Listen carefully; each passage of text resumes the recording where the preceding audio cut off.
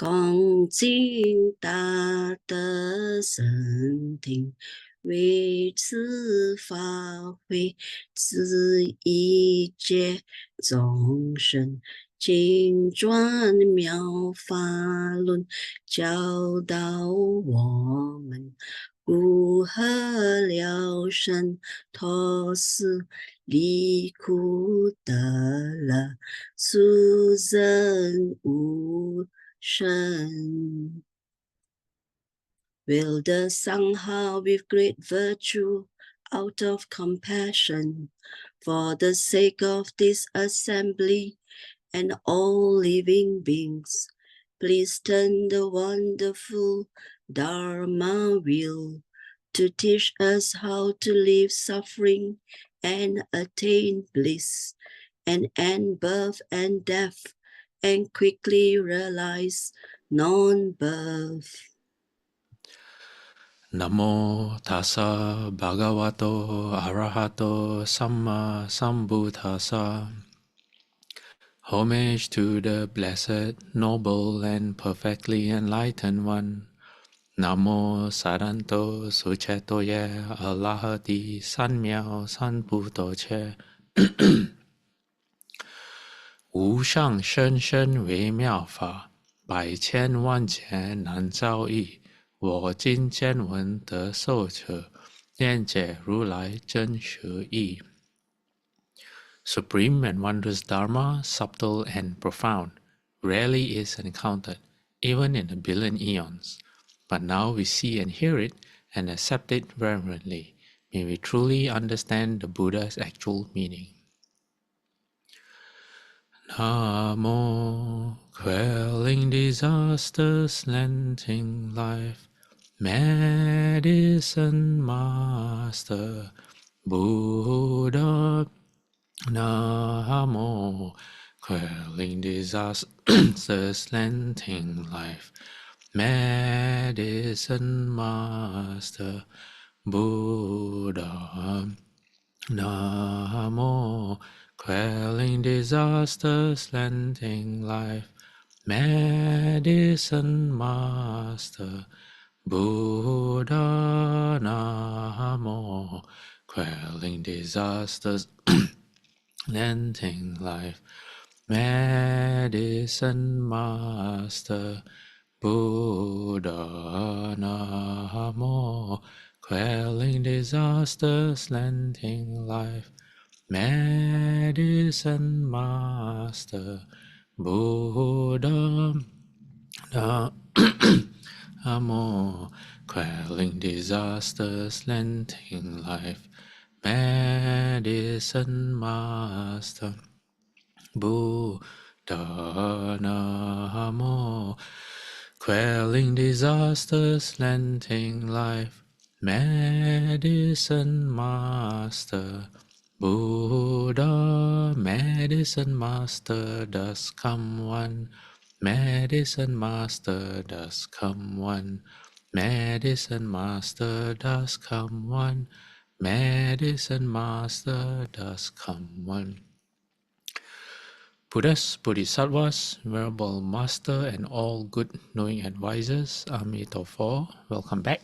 This is Sutra lecture number 168 on the Medicine Master Buddha Sutra. Now, as usual, before I begin, is there anyone who has any questions apart from Melinda and Ron?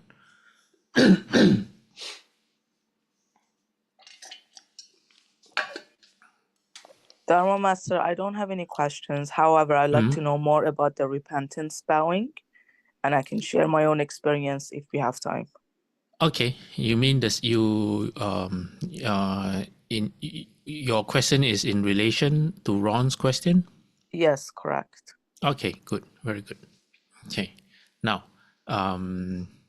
today we are going to investigate more on how we can speak the Dharma, because that's what Shufu wants for all of us. And speaking the Dharma is, excuse me, is an excellent way of making yourself understand.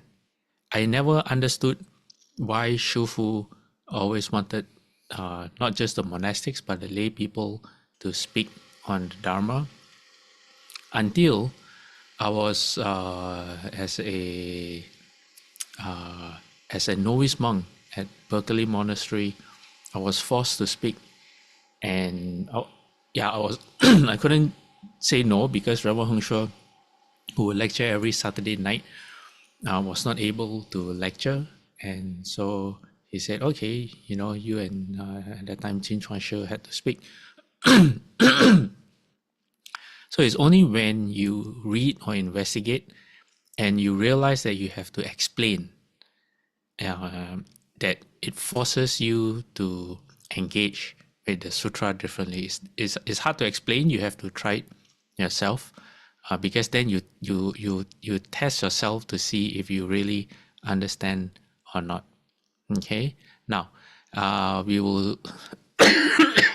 The next two slides, this slide and the next slide, is a quick summary about what we went through last week. Excuse me. So last week, we looked at the definition of a Dharma speaker. So there's a sutra that says, the Buddha says, if a mendicant here means monk, teaches Dharma for disillusionment. Disillusionment means you're not attached anymore because you understand through wisdom. So disillusionment, dispassion, and cessation, not sensation, cessation.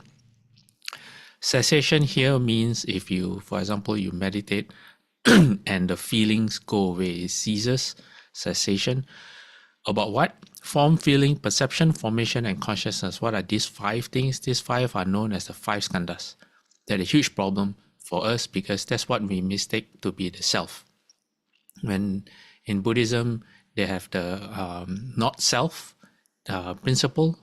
It means these 5 skandhas are not the self. And what is not the self? Who we think we are. That's not the self. Our body is not us. Our mind, the way our mind works, is not us. It's a false mind. It's a conditioned mind.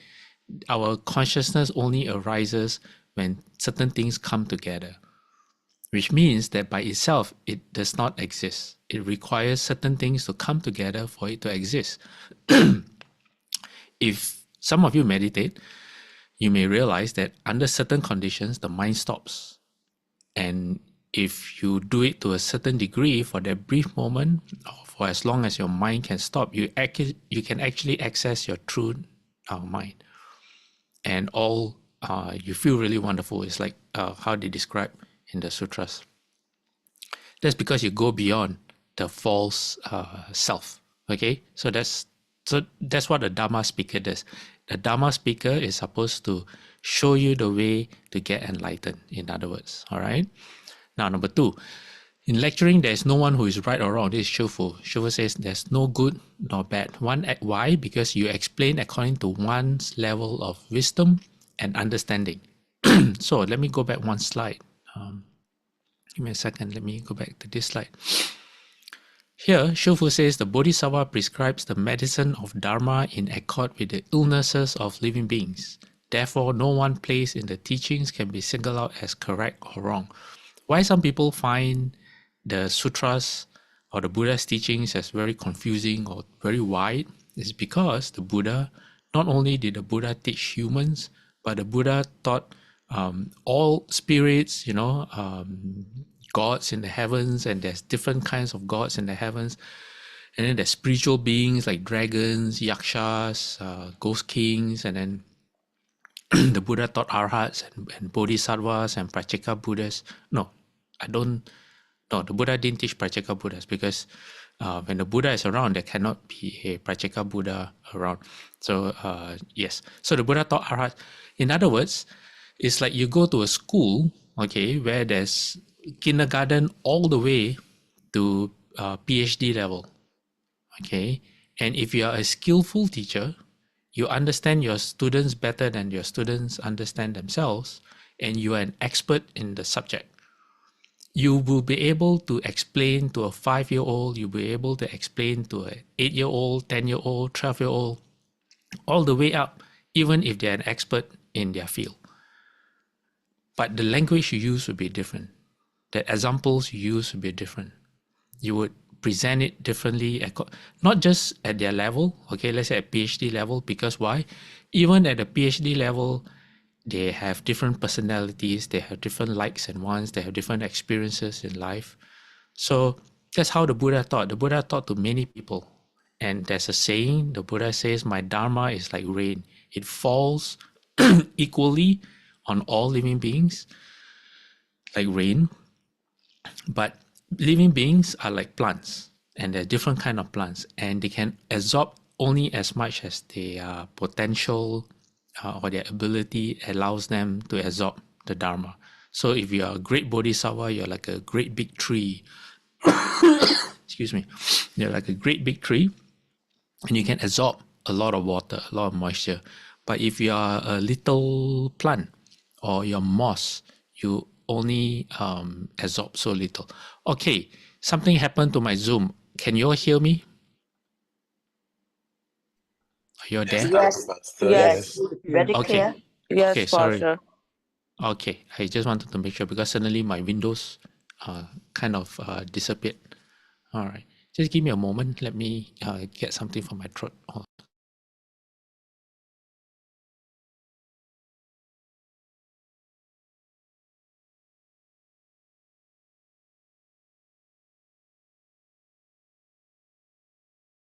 Okay, sorry for the pause. So is sometimes if you say, if you're teaching children and you have one child who's very generous, you would teach the child, okay, let's start with selfishness. You have one child who's very selfish, you would teach the child how to be generous, how to share. But if you have another child who is overly generous without any it's not doing it in a proper way, where you give everything, like all his food, you will give it away and then end up being hungry. So then you will teach them moderation in sharing so that they don't harm themselves, you know. So you can't you can't say to the other child, oh, you can't use one teaching that's suitable for one child and say that it's suitable for everyone. The teaching has to be specific to the person. Okay, so that's what this shofu means here. Okay, let me get back to the slide. And Shufu also says, use the sutras as a basis. Don't just say whatever you please. So whatever we say, especially if you want to share it like on a WhatsApp group, you have to make sure you try to find the source. You're not just sharing something other people are saying or what you believe is true, but you're not sure if it accords with the sutras. Because in the previous lecture, we talked about the 4 great references where the Buddha said, whether you hear from one monastic to a lot of monastics, and they can be very learned, very experienced, and they say they heard the Buddha say this, you still have to go back to the scriptures, to the sutras, to know for yourself. All right? Okay, then next. Shufu says, once you understand worldly phenomena, a turn of the head makes them transcendental dharma. And if you are to cultivate and study according to the sutras, you need to understand their meanings. What does this mean? Well, take for example, when the Buddha first spoke, the first teaching of the Buddha is known as the Dhamma. Let me see. I think it's known as the Dhamma Chakra Sutra. It translates to the turning of the wheel sutra, roughly. That's a rough explanation. And that's where the Buddha spoke the Four Noble Truths. In fact, I have that sutra to share later pertaining to Melinda's question. And in that sutra, okay, when the Buddha spoke the Dharma for the first time, the Buddha spoke to 5 people who followed him as when he was the prince and he left the palace. And what happened was one of them, I think it's Arjun, what's the monk's name? He's the Ajahn, I can't remember his name. Anyway, that monk was the first arhat of the very first arhat, or the very first monk to achieve, the very first practitioner to achieve arhatship under the Buddha. And why, when we hear the sutra, or why did the 4 others did not achieve the same result? Well, it is because the conditions were right. And it is because the 5 of them had followed the Buddha for a long time, and they had been practicing really, really vigorously. So when the Buddha spoke the 4 Noble Truths, for example, like the first Noble Truth, the Buddha say, life is suffering. In other words, existence is suffering, or the nature of our existence there's suffering is inherent in the nature of our existence. And when the Buddha finally reached the 4th Noble Truth, that this suffering can end, and it lies in the Noble Eightfold Path, because of that monk's experience through his meditation and his understanding of the nature of life, that means he understood worldly phenomena up to that extent. When he heard the Buddha's teachings, immediately what Shufu here describes is a turn of the head. The Buddha said something that enabled it's kind of like our conscious mind short-circuiting.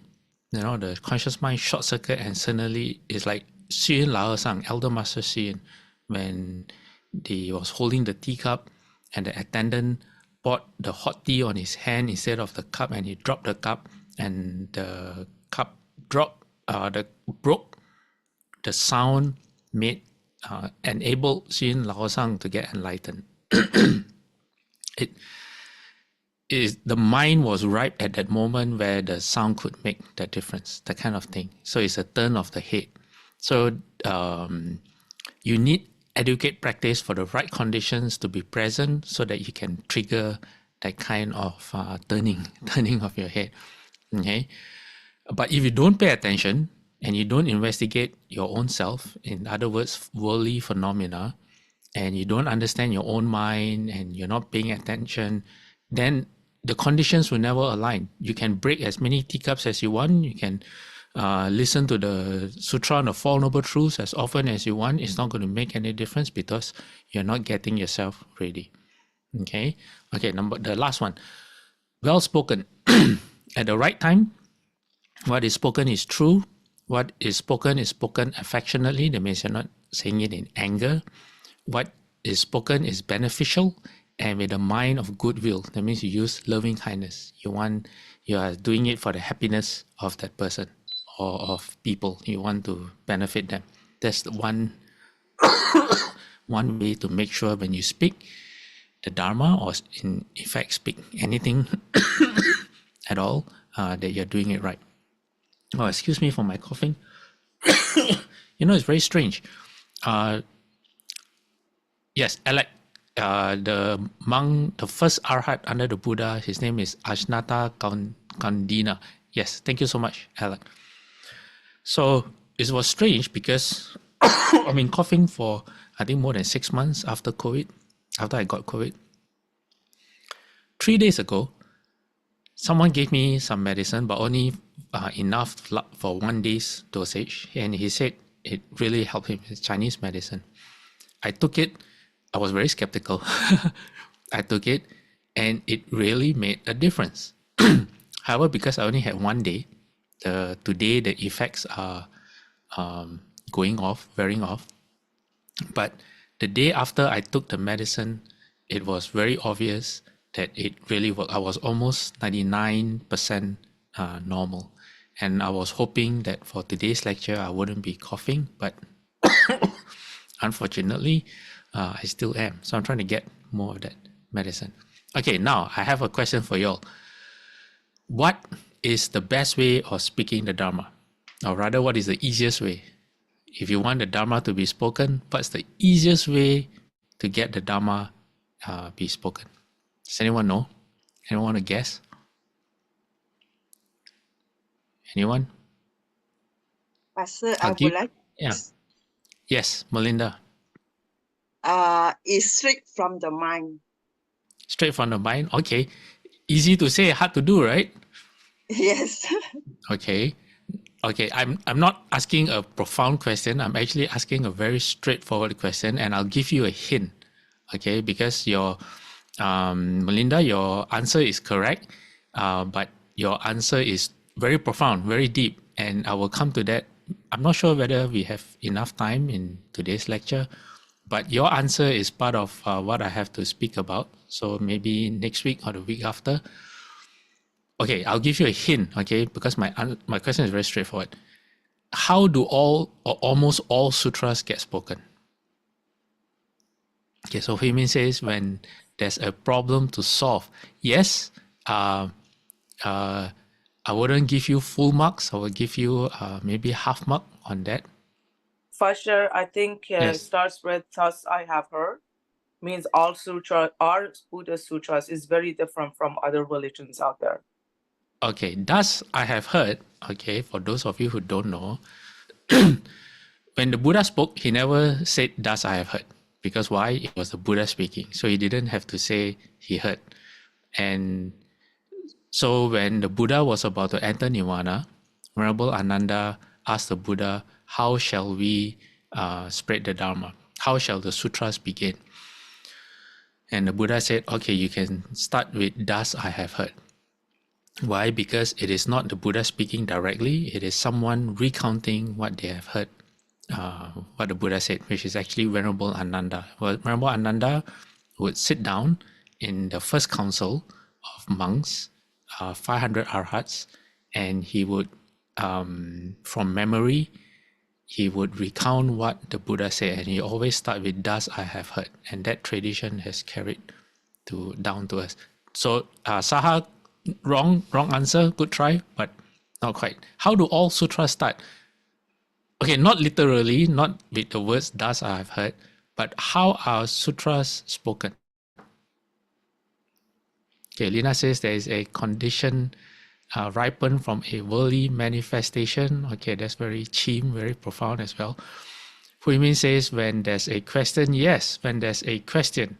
And okay, all of you are right. Okay, when there's a condition ripened from a worldly manifestation or from the Buddha doing something, and then it sparks off someone asking a question. Okay, for example, like our sutra right now, the Medicine Master Buddha Sutra. How it all starts, it says at that time, okay, this is not the beginning of the sutra, but this is how it explains the sutra was spoken. It says at that time, the Dharma Prince Manjushri or Manjushri Bodhisattva, receiving the awesome inspiration of the Buddha, rose from his seat, bat one of his shoulders, knelt on his right knee, and inclining his head and placing his palms together, said to the Bhagavan, Bhagavan is another title for the Buddha, said, said, World-honored one, we wish you would speak about such dharmas as the Buddha's names, the great vows they made in the past, and their supreme merit and virtue, so that those who hear them will be rid of their karmic hindrances. This request is also for the sake of bringing benefit and joy to sentient beings in the Dharma image age. Excuse me. Okay, so that's the Medicine Master Buddha Sutra. Then there's a Earth Store Bodhisattva Sutra, where again Manjushri Bodhisattva said to the Buddha, World-honored one, throughout many eons I have cultivated good roots, and my wisdom has been certified as being unobstructed. My only wish is that the world-honored one will proclaim for everyone what practices Earth Store Bodhisattva did and what vows he made while on the level of planting causes that now enable him to succeed in doing such inconceivable deeds. Okay, it's not that Manjushri Bodhisattva doesn't know, he knows. Okay, he knows more than everyone else. But it's precisely because he knows that he knows how to ask. Okay, so even asking itself requires some skill in that sense. Okay, when you know, for example, in the Lankavatara Sutra, when you know what's going on, but you know also that the audience doesn't know what's going on, then you can ask on behalf of the audience. For example, in the Lankavatara Sutra, it says from afar, Shakra is the king of the heaven of the 33, Lord Shakra. Shakra and Brahma and the four guardians. The four guardians is the four kings of the four heaven of the four kings, the closest heaven to where we are. Beheld the Bhagavan sitting and smiling at the summit of Lanka as if it were Mount Sumeru. Together with the Bodhisattvas in the assembly, they all asked themselves, why is the Bhagavan, the master of all dharmas, smiling like this and radiating light from his body, because the Buddha seldom smiles. It is said that everything the Buddha does has a meaning behind it. So it says, and why is he sitting there without speaking, unmoved by the bliss of samadhi or the self-realization of Buddha knowledge, and gazing like the king of beasts upon Ravana, and concerned with the progress of his practice?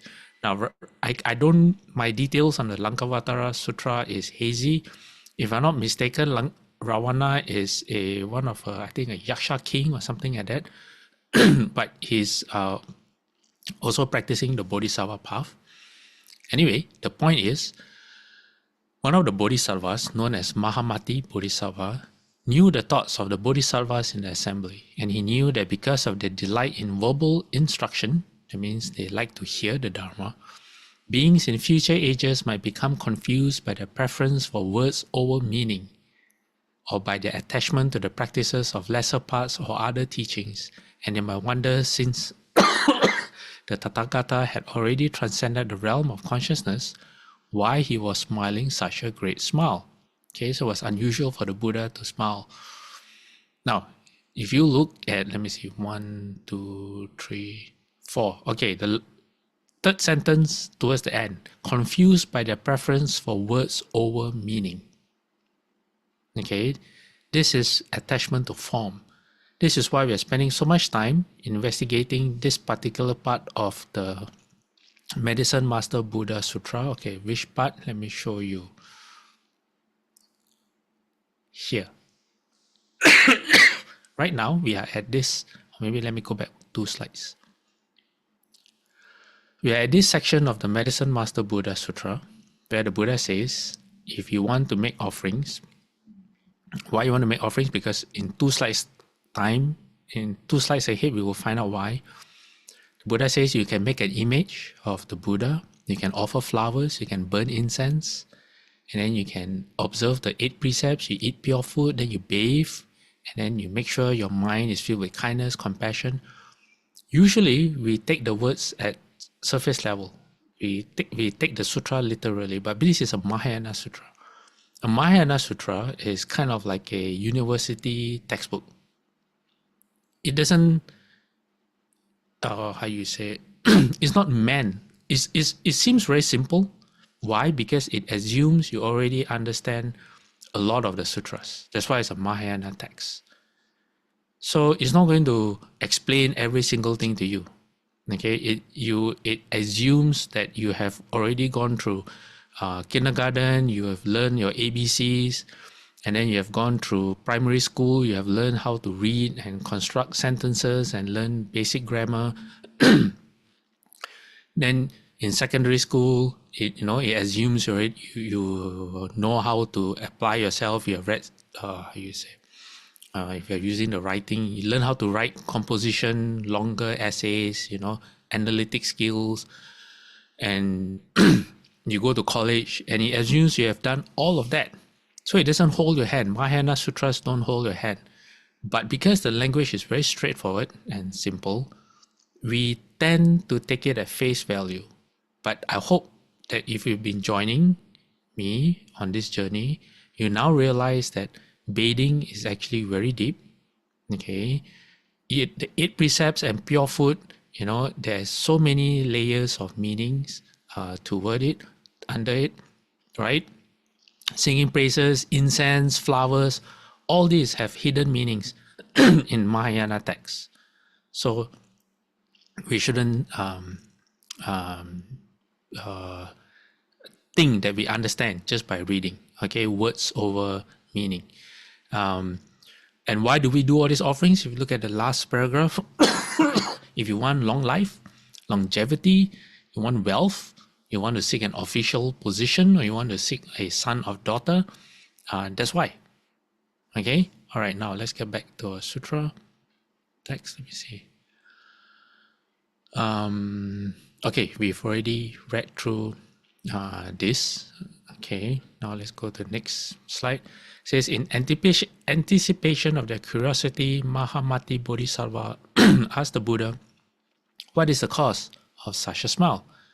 And the Buddha replied, excellent, Mahamati. It is excellent that upon considering the true nature of the world and hoping to awaken beings of the past, the present, and the future from mistaken views, you have asked me about this. For a wise man should ask questions, not only for his own benefit, but also for the benefit of others. Okay? So whenever I ask you all, if you all have any questions, please try to apply yourself in the Dharma and see if you have any questions. Now then, there are three major Pure Land Sutras, and this is the middle one. Is the title, depending on who's translating it. This is known as the Sutra on Visualization of the Buddha of Infinite Life, which is Amitabha Buddha. Now, how it starts? Why did the Buddha speak this sutra? It is because Vaidurya was a queen, and her husband was King Bimbisara, and they had a son. The son's name was Prince Ajatasattu. And Prince Ajatasattu was not a disciple of the Buddha, at least in the beginning. Who did he follow? He followed Devadatta, which did not like the Buddha. And Devadatta would be up to all sorts of no good and taught Prince Ajatasattu all kinds of deviant ways to behave, to the point that the prince imprisoned his own father, and the queen would sneak in food. The queen would put grape juice in her jewelry and rub some kind of she would make a paste of, I can't remember what kind of paste, but she would grind the food into a paste and then apply it over her body so that the guards did not know. And when she entered the chambers of the king where he was being imprisoned, she would peel off the paste for the king to eat. Why? Because the prince wanted his father to starve to death. He imprisoned the father without any food or water. So when he found out that his mother, the queen, was keeping his father alive, he grew into a rage, and he wanted to murder his own mother. He wanted to kill his own mother. Then his two closest advisors, when they found out what he was going to do, they stepped away from him and they drew their swords. And then they told the prince, they said, we know the history of kings, and as far as we know, there was a figure given, something like 15,000 years or something. It says many princes have murdered their fathers. Okay, it's like almost a given that if you are a king, your son will murder you, or it's a common thing. People won't bat an eyelid. But then they said, but they have never come across a situation where the prince would also murder the queen or their mother. So this shocked the prince, and the prince didn't dare murder his own mother, but he imprisoned her instead. Now at that time, the Buddha would send his disciples to speak Dharma for the king and the queen, because they were devout disciples of the Buddha. And when the Buddha understood what was going on, the queen made a request through, I think, Venerable Ananda. She wanted to see the Buddha. So the Buddha appeared in front of the queen in her chambers where she was in prison. So the sutra, this part of the sutra starts from there. Okay, it says, when she saw the world-honored one, Vaidurya tore off her ornaments and prostrated herself on the ground. When you are in front of someone like the Buddha or someone you really respect, I think out of humbleness and propriety, someone won't feel comfortable dressed too well, or with jewelry on. It's like, who are you trying to? You feel a bit shameful. You're not, because you don't need to impress that person with outward appearances. And then she wept bitterly. She said to the Buddha, "O world-honored one, what bad karma did I commit in former lives that I've given birth to such an evil son? I wonder, world-honored one, what karmic relations could have made you a relative of Devadatta?" So she brought Devadatta into the picture as well. And then she said, "I beseech you, world-honored one, to reveal to me a land of no sorrow and no affliction where I can be reborn. I do not wish to live in this defiled and evil world of Jambuvipa, where there are hells, realms of hungry ghosts, animals, and many wild beings. I wish that in the future I shall not hear evil words or see wicked people. World-honored one, I now kneel down to repent and beg you to take pity on me. I entreat you, O Sun-like Buddha, to teach me how to visualize a land of pure karmic perfection. So I know sometimes we have situations where it's relatives or children that make you feel like Queen Vaidurya. Okay, so this sutra is for all of you. All right, so okay, sorry. Then this is how then the Buddha taught her how to visualize the Buddha taught her about Amitabha Buddha and how to visualize the Pure Land as a practice. So that's how we got the one of the 3 Pure Land Sutras. Okay, now we will go back to Shuvu's commentary on the Avatamsaka Sutra, the Flower Adornment Sutra. Shuvu says, in speaking Dharma, you should want to spread it to all people. You wouldn't even mind not eating or going without sleep in order to speak the Dharma. It has been that way for me in the past. I think Shuvu lectured almost every night, and on weekends, I think he lectured twice a day. Yeah, not easy at all. Shuvu says, if someone wanted to study the Dharma, I would explain it to them to the point of missing my lunch and sleep until I could help them to thoroughly understand. I hope that all of you will be my transformation bodies and spread the Buddha Dharma in this way. Practice the giving of Dharma. There is much more value in spreading Dharma than in contributing any amount of money. We must establish a foundation, and each one of us should personally take responsibility for the future of Buddhism in the West. Okay, Buddhism in the West, because Shufu was in the West at that time. If you ask Shufu where's the West, he will say wherever you are, that's the West, I think. Okay, I can't speak on behalf of Shufu, but okay, if you ask me where's the West, I will say wherever you are. So wherever you are, you should take Shufu's advice and try to spread the Dharma. Shufu says, don't just hand back and say, well, it doesn't have anything to do with me. Buddhism is not my business, it's someone else. Or don't say that, spreading the Dharma is for someone else, is for the monastic or other people, it's not for you. Shufu says, as far as I am concerned, as long as I have a single breath left, spreading the Buddha Dharma is my personal responsibility. And if someone else wants to take responsibility for it too, how wonderful. Don't procrastinate, stand on your own and take the job of propagating the Buddha Dharma as your own. That's the first criterion for the process of giving Dharma. Okay, you all got that? Okay. Now, Shufu explains how a Bodhisattva were to do it.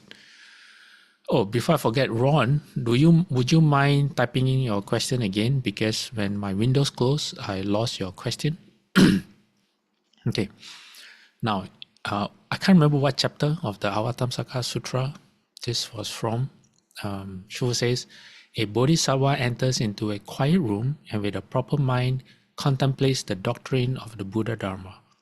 So it would be a good idea if, before you lecture on the sutras, each of you could sit quietly for an hour or half an hour to quiet your false random thoughts and to cultivate your concentration.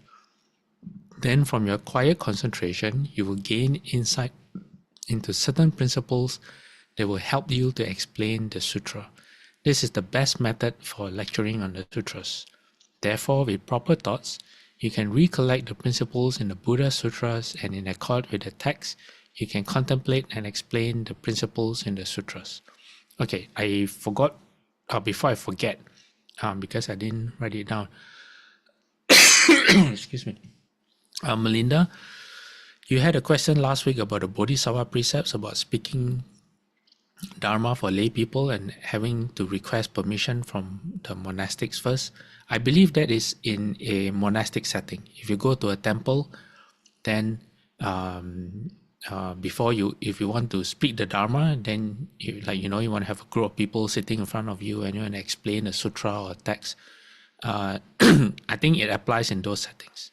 Okay, if it's outside of the temple and you're not representing the temple or you're not representing the RBA, then it's okay. You don't have to request for permission.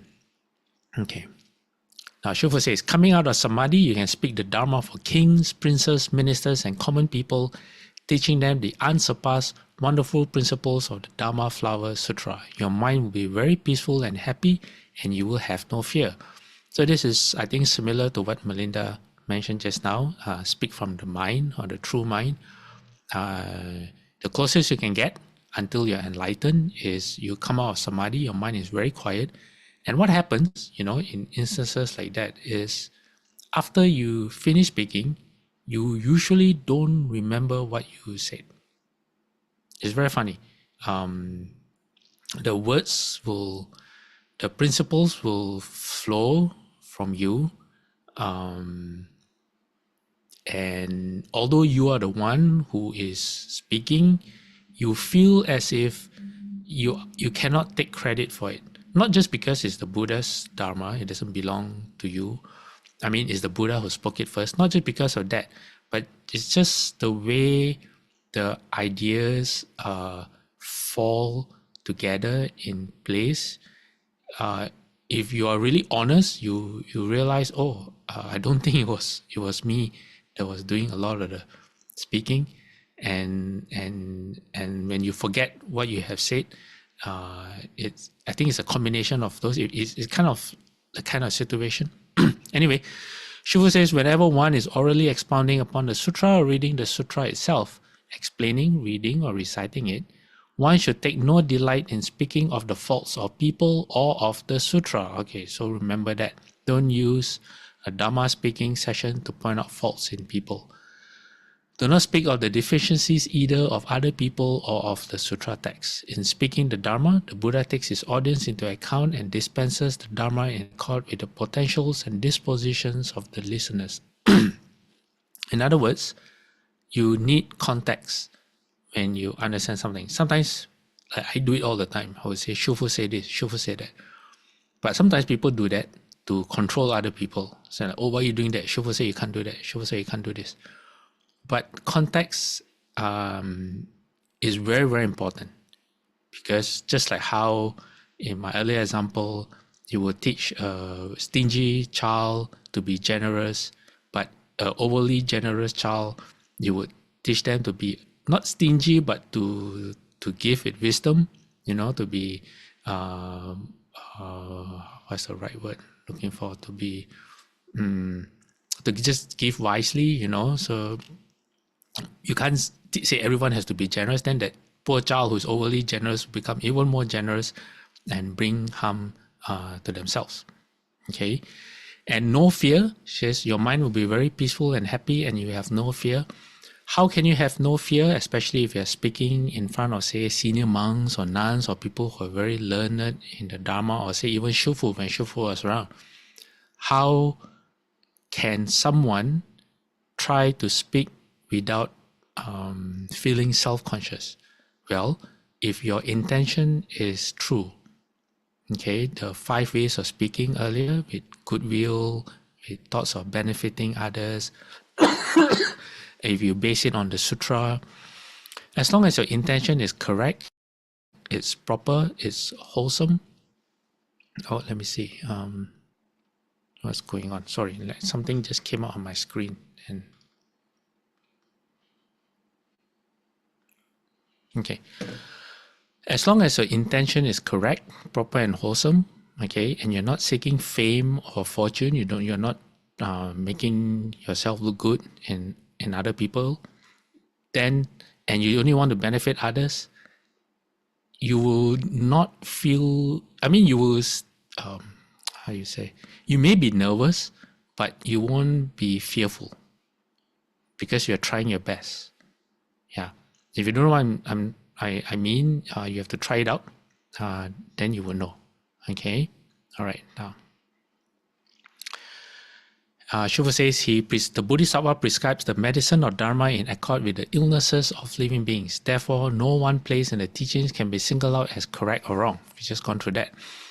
Nor should one look down on and belittle other people, the sutras, or other Dharma masters, nor speak of the good or bad qualities, the strengths or weaknesses of others. He would never say that Dharma master speaks the Dharma well and praise him. Nor would he say this Dharma master lectures poorly and look down on him. One should not talk about the good or bad points of others, because that's not the point of listening to the sutras. You're not listening, it's not like music, a singer, you want to listen to the quality of the singer's voice or something like that. That's the point of listening to music. So the point of listening to the Dharma is to increase your wisdom, not to increase your afflictions and your unwholesome habits. So listen for the principle and always ask yourself, how can this benefit me? Okay? And Shufu says, in lecturing the sutras, one should contemplate the dispositions of living beings and dispense the teaching. Speak the Dharma according to the people's needs. You have to investigate what kinds of dispositions living beings possess and speak that kind of Dharma door to suit their needs. Don't adhere to a fixed way or lecture according to a special kind of commentary. I advocate speaking the sutra with a lively style. Don't be rigid or boring or try to explain it by reading the words from the book, or actually that's what I'm doing right now, reading the words on the screen, or explain it by reciting someone else's commentary, which is again what I'm doing. Okay, in the beginning, there were no commentaries. How did the Buddha speak the sutra when there were no sutras existing at that time? That's a very good point. So this is the story I shared last week, where the Native American Indian from the Navajo tribe, he didn't do anything to make me feel that he didn't give any indication that he knew I was a Buddhist monk. And so he asked me a question and it would not have been appropriate for me to use Buddhist terminology to explain what I thought he should hear. And there's one thing I left out, which is thanks to my mom. She reminded me, because she remembered the story better than I did, is that for Native American Indians, they are very big on forgiveness. Forgiving is a huge part of their way of life. And so I reminded that was one of the things that I reminded him about. And and so I taught him about, I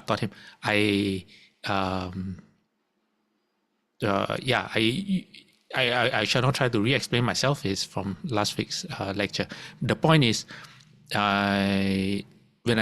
for example, in a situation like this, when I'm speaking to everyone who's a Buddhist and we're lecturing on the sutras, yes, we can use Buddhist terminology and Buddha's words. But when we get out of this setting, when you're speaking to your friends, when you're speaking to your neighbors, when you speak to people of different faiths, you can still use the Buddha's wisdom. But if you understand the principles, you will be able to use everyday language for them to understand. Okay? All right. Now, moving on. Shufu said, the Buddha spoke all dharmas for the sake of all living beings' minds. If there are no minds, what's the use of all dharmas? So Shufu says, therefore, he emphasizes speaking the sutra with a lively style. What is meant by a lively style? You speak the sutra in a relevant and animated way so that it's not rigid or unchangeable. Therefore, young people like to listen to my sutras, my lectures wherever I go, because my style suits their taste. Okay, so that's Shufu's way of teaching us. Okay, now, what are the benefits of speaking the Dharma? Okay, let me see what's the time. It's 10:20. Okay, maybe I will go to Melinda's question, and then Ron's question, and then we'll see how much time we have. Okay, now let me show you what Melinda sent me. You can, let me increase the size.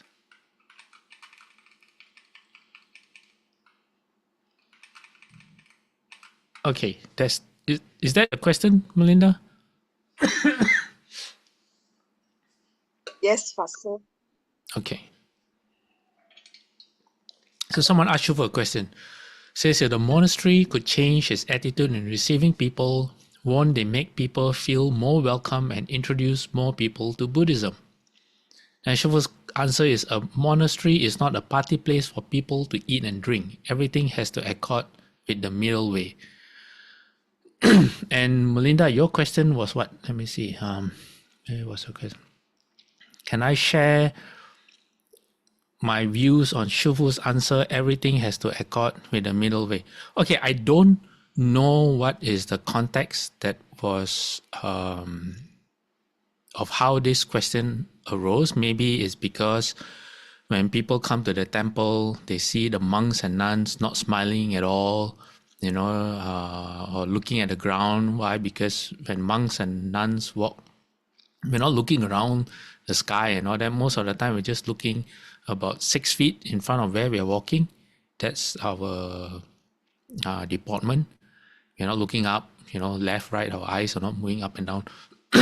So it may seem as if it's not a very friendly place. Or it could be a scenario where someone, because it happens all the time, we are compared to churches. Churches are very good at welcoming people and making people feel at home. That's why churches are very popular with young people, because they make friends easily there. And also from Shufu's response, a party place for people to eat and drink. So I think that gives a huge clue to the context of the question, where I think the person who's asking the question is wondering why the temple or the monastery is not a fun. Why don't we make it more fun? Okay, let's get more people here and let them have fun so we can attract more people. Which is a very valid question. Oops, what happened? Oh, sorry, I lost it. Okay, it's fine, because I'm looking for a slide that I prepared on the middle way. What is the middle way? Okay, now this is the sutra I spoke about earlier. It's called the Dhamma Chakka Pawatana Sutta. Chakka means wheel. Dhamma is the Dhamma. So Pawatana, my Pali is very hazy, but I think it has something to do with turning. Okay, the turning of the wheel sutra, or this is the first time the Buddha spoke the sutra. This is the first sermon of the Buddha. Okay, so how it starts is this: thus I have heard on one occasion the Blessed One, or the Buddha, was dwelling at Varanasari in the deer park at Isipatana. There the Blessed One addressed the bhikkhus of the group of 5. So these are the first 5 disciples of the Buddha. Says, bhikkhus, these 2 extremes should not be followed by one who has gone forth into homelessness. What 2? Okay, number 1, the pursuit of sensual happiness in sensual pleasures, which is low, vulgar, the way of worldlings, ignoble, unbeneficial. Okay, number 2, the pursuit of self-mortification. This is the other extreme, which is painful, ignoble, and unbeneficial. Now, how do we understand this? Number 1 is the concept or perspective of analyze. How do you pronounce that word? Annihilate.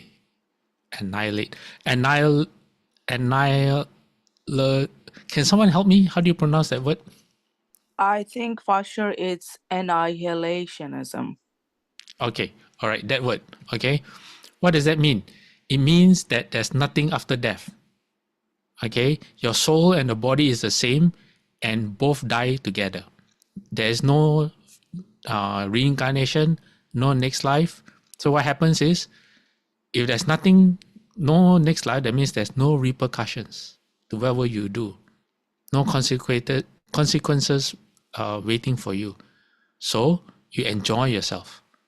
You live life to the fullest. This is why you're born, to enjoy life. Okay, so that's the first perspective.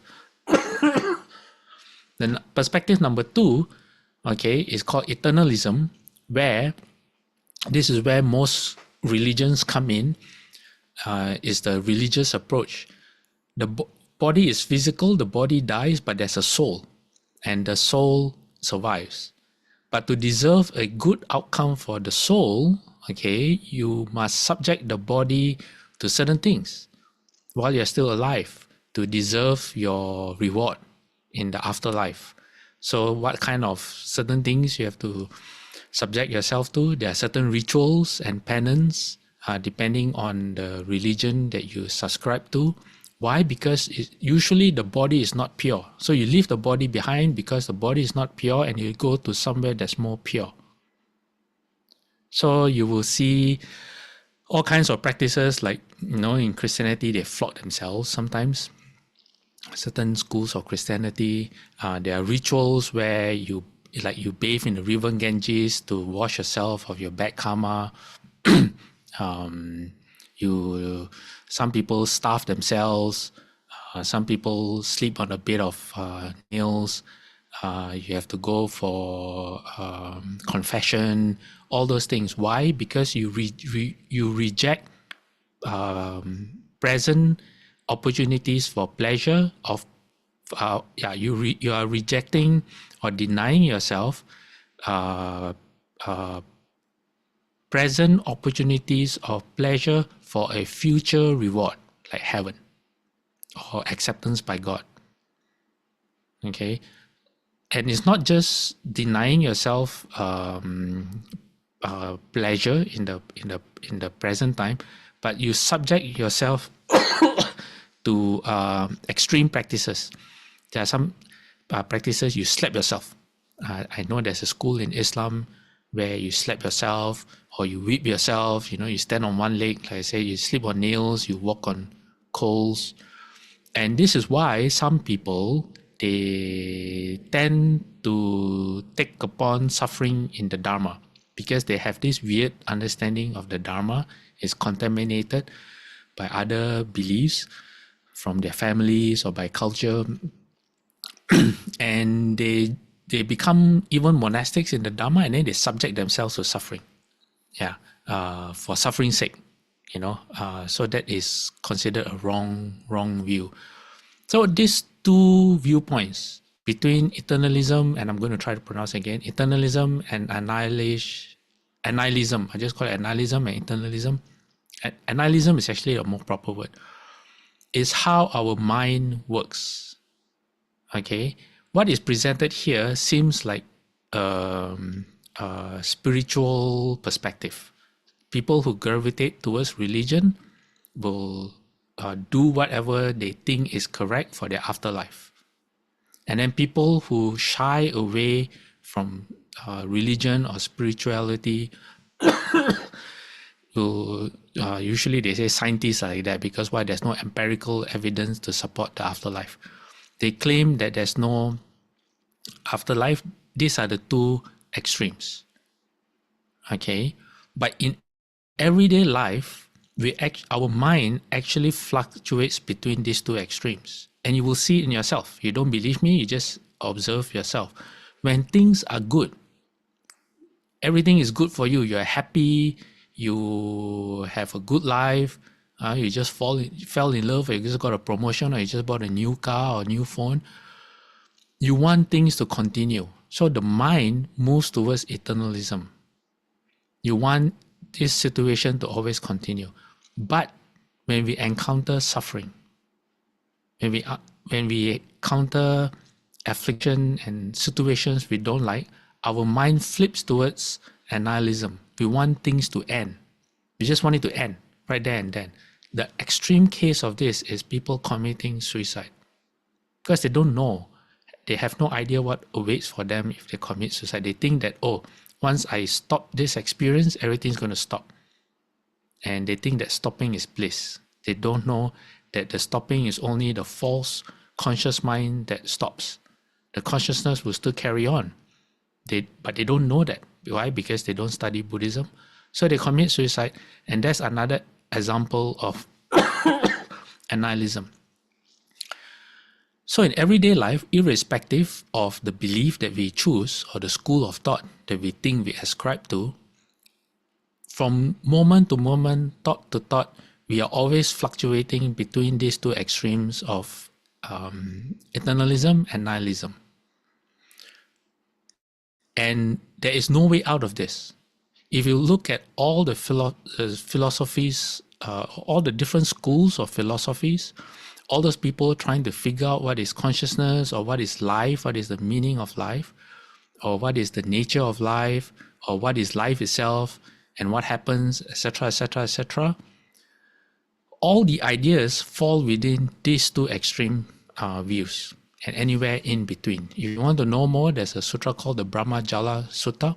It's called the Brahmanet Sutra if you translate it, but it's not the one with the Bodhisattva precepts. It's a Brahmanet Sutra that's found in the Pali Canon, the Theravada Canon. There the Buddha explains, I don't remember how many, 52 or 64, something like that, 50 to somewhere between 50 to 64, I think it's 64, all the different wrong views, and they all fall within these two extremes. Why? Because the nature of our conscious mind, the nature of our false conscious mind, which is conditioned, which is based on duality, cannot help but only see things within these two extremes. So it's a function of being alive, so to speak. Okay, so the middle way is not in between these two. Okay, the middle way negates these two. Okay, let's look at what the middle way is. The Buddha said, without veering towards either of these extremes, the Tathagata has awakened to the middle way, which gives rise to vision, which gives rise to knowledge, which leads to peace, to direct knowledge, to enlightenment, to nirvana or nibbana. He says, and what bhikkhus is that middle way awakened to by the Tathagata, which gives rise to vision and leads to nirvana? It is this noble eightfold path, that is right view, right intention, right speech, right action, right livelihood, right effort, right mindfulness, and right concentration. Sometimes, okay, in different sutras, the Buddha will explain the middle way as dependent co-arising, or the 12 conditioned links. In other words, the middle way is the path that leads you out of duality, where you cannot help but see things in these two extremes. Why? Because, okay, let me go back to the slide originally. Because these two views come from a fundamental flaw. It comes from the flaw of what people mistake to be the self in the first place. Identification with the body or the self, or identification with the mind in its various forms, such as consciousness, formations, and the other of the three skandhas, or the form. In between any of these permutations will lead you to these two extremes, or anywhere in between. Okay, but the foundation that leads you there itself is false, is wrong. You all get that? It's because of a false understanding that you give rise to these two extremes. So what the Buddha does, he doesn't tackle the two extremes at all. The Buddha says you have to get out of that false understanding first. So that's why it's called the middle way, because it doesn't belong in either or in between. It attacks the root cause, which is the fundamental misunderstanding of what constitutes the self, which is the 5 aggregates. Okay, I can explain this again, but let me ask Saha. Saha, you said you have a question about this slide? Yes, for sure. It's a question, but also it's a comment, and I just want your opinion on it. The middle way, for example, in some religions in Iran, there's a time of the year, once a year. It's called Ashura. They celebrate Ashura, where people, they hit themselves to the point that they bleed. So they think that the more they believe, the more their karma is going to be forgiven, according to the God that they believe in. So would this be an example of nihilism? No, it would be eternalism. Because why? They are doing something to deserve a better afterlife. I see. Okay. Yeah. So you see this in a lot of religions. Yeah. Slapping or whipping themselves, or, all kinds of penance and things like that. So this brings me to my next question, which you said it comes down to their understanding. So does this mean has anything to do with their own karma? Because they were born into this understanding that the more they beat themselves, the more their bad karma is going to be erased, and they're going to go to heaven. So it comes down to their karma and their understanding, correct? Yes, you could say that, because their karma has led them to be able to accept this kind of teaching, you know, Okay. and to be born in that kind of culture, that's also due to their karma. Okay. Thank you, Fasher. Yeah, and you also find that viewpoint among Buddhists as well. I have known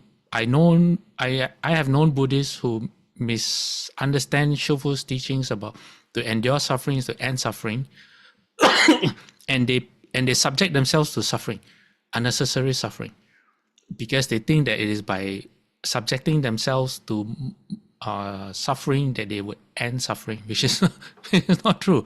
Because the whole point of Buddhism is to end suffering, is not to give yourself more afflictions.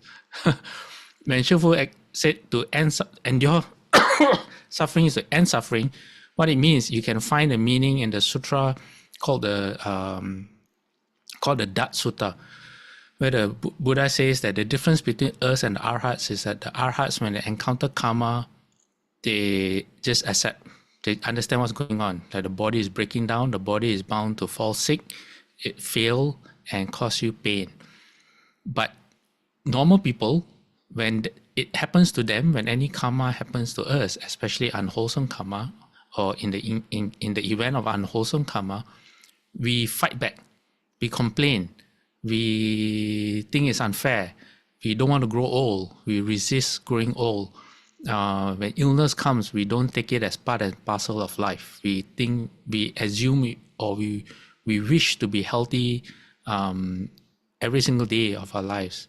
So every time we complain, every time we push, every time we reject, we create a second, third, fourth, fifth dot of suffering that we inflict on ourselves.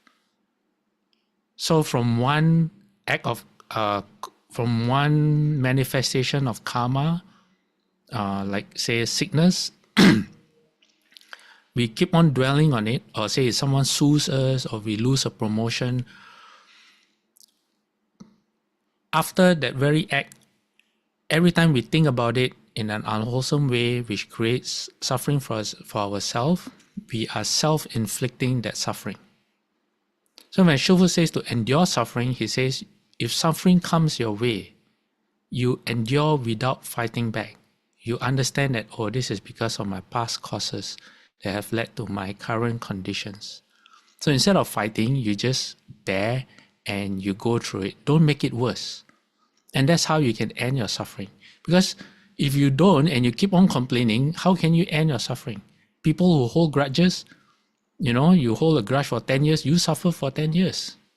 The grudge only happened once. That thing only happened once. But if you cannot let go, you know, then you're prolonging your suffering for as long as you hold on to it. So that's what it means to endure suffering is to end suffering. That's not the whole explanation, but that's one way to look at it. Okay, but it doesn't mean you subject yourself to suffering. Why? Because the Buddha said very clearly, this is one of the wrong views of the mind. These two views, these two extreme views, are known as wrong views. Dristi in Sanskrit. Okay, so for us, we don't have to worry too much about these views as long as if you want to pay attention to your thoughts. But what we have to pay attention to is this, the Noble Eightfold Path. As long as we walk the Noble Eightfold Path, which is right view, right intention, right speech, right action, right livelihood, right effort, right mindfulness, and right concentration, then we will be on the path to ending our defilements and we will be avoiding the two extremes. A lot of people say the middle path is a combination of certain things, you know, in worldly way. That is wrong. Why? Because then you make the middle path always fluctuating. What do I mean? It's because the needle, where the middle part of the needle is on the two extremes depends on the person, not on principle. So if you take someone who likes to drink, you know, and this person wants to drink 10 drinks a day, and you say, oh, you cannot, you should drink in moderation. The middle way, you say, okay, then, you know, instead of drinking none, which is one extreme, instead of drinking too much, which is 10, I take the middle way, I only drink five cups. You know, or someone who eats too much or eats too little and say, oh, the middle way is instead of eating 8 bowls of rice, I'll eat 4 bowls of rice. But for someone who thinks 2 bowls of rice is too much, then their middle way is 1 bowl. Then what middle way is that? It's not a middle way, it's your personal middle way. It's no longer a principle, is just a justification of your own understanding of what you think are your on the goalposts of the extremes that you create yourself. Okay, that's not what the Buddha means when he means the middle way. Okay, so if you want to know the full answer to Shufu's question, which is the full understanding of Shufu's answer to this, everything has to accord with the middle way. Well, number 1 is a Noble Eightfold Path. Okay, and number 2, if one clue is the Dharma on the Sutra on how to speak Dharma, which is what is a Dharma speaker? Let me get the slide again, so I don't have to guess and I won't get it wrong. Let me see. Where is it? Here. What is a Dharma speaker? Disillusionment, dispassion, and cessation regarding what? Form, feeling, perception, formations, and consciousness. The false self, putting down the self. Okay, so which is, in other words, that's what the Noble Eightfold Path is supposed to do. You walk the Noble Eightfold Path, you're supposed to be practicing this. Okay, letting go of the false self. Understanding first what is the false self, that's right view, right understanding, and learning how to let go of it. Okay, so making the temple into a party place where food and drink is is the focus, does not accord with the middle way. Okay, you can use things like that, but not as but if you use it skillfully, then it's fine. Okay, again, to answer Shufu's question properly, we need to know the context of who was asking the question, because sometimes Shufu answers based on one person for not for everyone. Okay, all right, so I've run out of time again for Ron's question, which is the repentance bowing, does this action remove the unwholesome seeds? Okay, Ron, nothing removes our karmic seeds. Once karmic seeds are planted, it's there, but karmic seeds itself is also empty, is a conditioned phenomena. For a karmic seed to arise, it requires certain conditions to come together for the condition to ripen into, for the cause to ripen into a condition. So what repentance does is, okay, if the condition is supposed to happen, let's say you cannot escape the condition and you did something. What repentance does is it allows us to be responsible for our actions. It teaches us how we should be responsible for our actions because we planted the causes ourselves. It's not someone else that did it to us. It is we doing it to ourselves. And repentance is about changing, about reforming, not doing it again, or trying your best to not do it again. So you take 2 examples, okay? There's one person who does something wrong, but doesn't want to admit, doesn't want anyone to know. And can you imagine how this person would feel if someone were to blurt out their secret in front of people? They would feel very embarrassed. Some people even murder other people to keep their secret. You know, if you look at, there are a lot of murders in this world, like murders of politicians and all that, because they interfere in other people's business, reporters and all that. Those are good examples where people get murdered in order for secrets to remain hidden. Now, you take another person who has done something wrong. It can be a very terrible deed.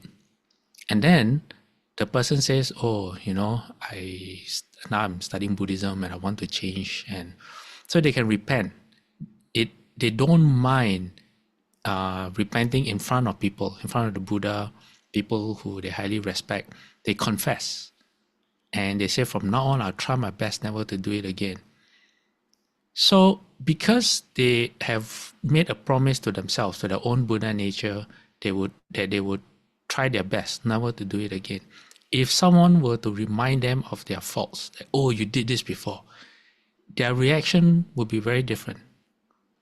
Provided they have done the repentance right, they will say, oh yeah, I have done that before. I'm very ashamed of it, but I can't change the past. But what I can do is, from now on, I'm really trying my best not to do it again.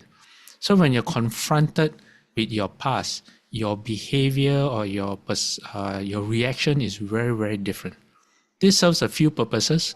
One is, if you read the Shurangama Sutra, upon your death, your offenses will be brought upon you.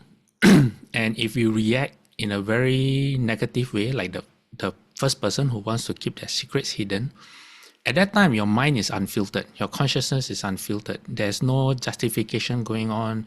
You don't have your internal lawyers arguing for your case, making you feel good about the decisions that you have made, although you know they're wrong decisions. They're not there. All you have are pure emotions. So when your emotions give rise, and when your faults or your offenses are exhibited before you and to the people around you, your emotions will cause you to fall into the hells if they're really bad.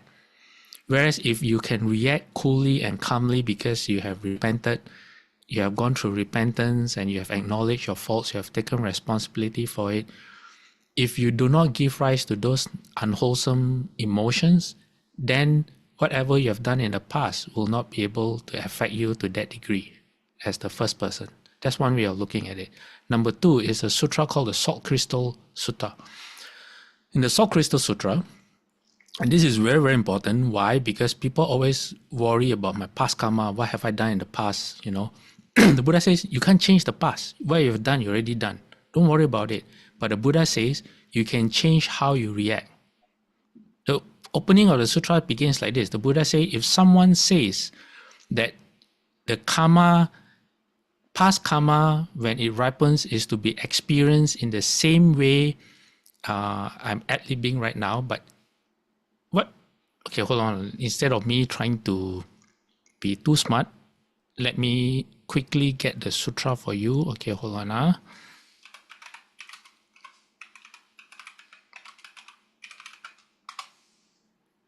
Okay. Okay, let me share it on screen. This sutra is called a lump of salt. Let me make it bigger. Okay. Oh, sorry. The sutra says like this. The Buddha says, mendicant, suppose you say, no matter how this person performs a deed, they experience it the same way. This being so, the spiritual life could not believe there would be no chance of making a complete end of suffering. What does this mean? It says, no matter how this person performs a deed, they experience it the same way. That means the way the karmic seed was formed and your reaction when the karmic seed ripens into your present condition is fixed. That's what the Buddha says. So in other words, it's not fixed. Your reaction can change. That's why the Buddha says in the next sentence, it says, no matter how this person performs a deed, they experience the result as it should be experienced. Okay, what does this mean? Okay, let me explain. Okay, then the Buddha gives this example of the salt. Okay, it says, suppose a person was to drop a lump of salt into a mug of water, a cup of water. It says, would this small bowl of water become salty and undrinkable? Then the monk said, yes. Why? Because there's only a little water. Then the Buddha says, what happens if the water is as big as a river Ganges? And Mendicant said, no, you won't even know there's salt. Why? Because the river Ganges is so big. So the Buddha says, this is how it is the case of a person who does a travel bad deed but it lands them in hell. Meanwhile, another person does the same small bad deed but experiences it in the present life without even a bit left over, not to speak of a lot. That means it doesn't, same karma, but when the conditions ripen, you don't even feel it. Says, take the case of a person who is thrown into jail for stealing $50, a small amount of money, or even $100. Then the Buddha says, what kind of person isn't thrown into jail for stealing a small amount of money, $50 to $100? Right? Someone who is rich, someone who's rich, affluent, and wealthy. So if you're very, very wealthy and you steal $100, you got a lot of power, you got a lot of powerful friends, nothing's going to happen to you. But if you're poor and you can't afford a lawyer, or people look down on you, or the justice system, you just can't find justice, then you're not going to find justice at all. You're not going to be treated the same. So what this means, okay, the water represents your level of practice, and the salt represents your karma. All right? If you have practiced to the point where you have a lot of loving kindness, you have a lot of patience, maybe you have a lot of blessings, okay, but here the Buddha is talking more about the mind, okay. You have a lot of empathetic joy, you don't get jealous. Why? Because other people's success makes you more happy for them than they are for themselves. You respect people, you care for them, you walk the Bodhisattva path, so you see all people like your relatives. Then whenever anything happens to you through them, people scold you or what, through your level of practice, it doesn't feel like anything at all. You can weather it. So your water is very huge. But if your water is very small, like my group of best friends, one of there were 4 of us, including myself. One of them is very particular, always complaining. The smallest things that happens to him will make him very upset. We go to a restaurant and the waiter brings the wrong dish, he will get very upset. Or it's too salty, he gets very upset. He gets a punctured tire, he gets very upset. And not only does he get upset, he makes other people around him very upset because he complains and complains and complains and complains. Even things that have nothing to do with him, like politics and all that, he gets very upset and complains and complains and complains. In the same group of the 4 of us, of me and my best friends, the other person is totally the opposite, very, very easygoing. And this is true, when he got given the wrong dish, his attitude is, I didn't order this, but I never tried this before. So, he won't complain to the waiter and he'll just happily eat the food. He doesn't carry his suffering and spread it to his friends, to his family and all that. So you could say that his water is big, whereas my other friend, his water is very small. So any salt that you put in, even a little grain of salt, his water will become salty immediately, very hard to drink.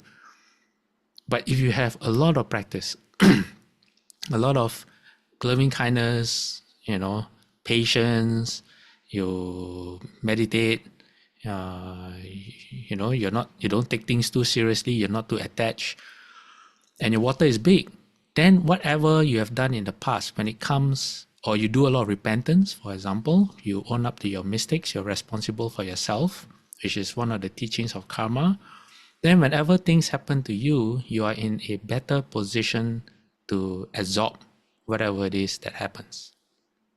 All right? Okay, I hope that answers your question.